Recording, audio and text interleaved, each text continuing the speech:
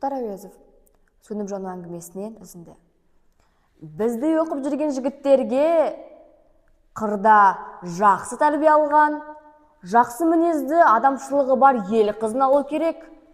Соны тәрбиелеп адам қылу міндет.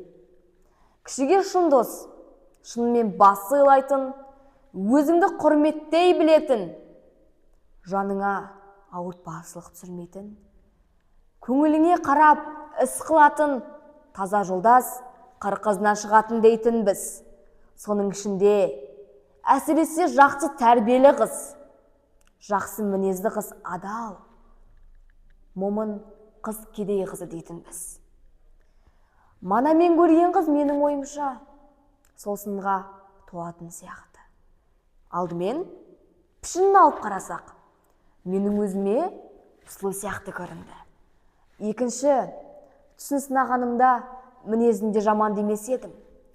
Адамшылдықты қадірлей білетін, еркекке адал дос болатын, жүрегі жылы, махаббатты адам болғандай. Онан соң, әсіресе маған жақсы көрінетіні ол оның әке-шешесі еді. Бар сөзін, бар мінезімен қырда отырып, Толстойдың жолын тұтқан адам сияқты.